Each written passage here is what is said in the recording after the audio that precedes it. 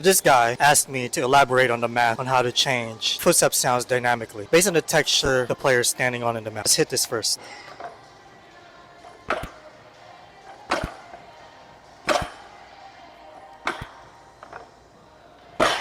This line of code basically subtract vectors. Let's go up a little bit. In this case, these vectors represent XYZ coordinate of the game objects relative to their positioning on the screen.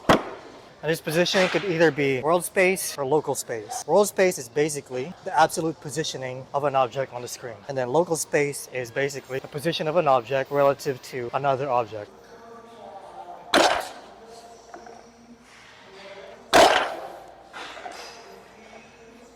So by subtracting the terrain's origin position to the player's position, we get an idea where the player is on the map. We need this because height maps and splat maps usually needs local space instead of world space, which is relative to the terrain itself.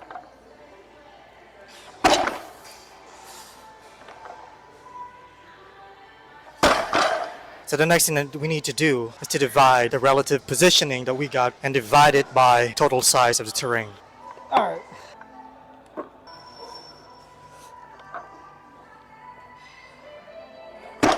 By dividing the relative positioning to the total size of the terrain, we get fractional positioning. That fractional positioning is normalized between the values of 0 and 1. By getting this fractional positioning, we get the percentage of the terrain the player is standing on. That fractional positioning is used to look up terrain data like height and textures, which is what we need.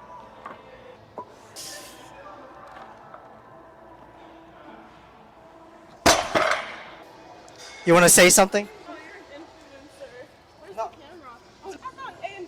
Oh, you did? We'll try to go for, hopefully 4.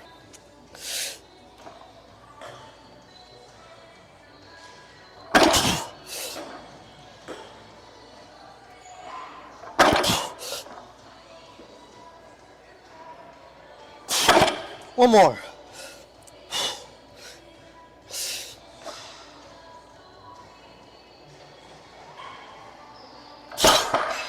That took everything out of me, bro.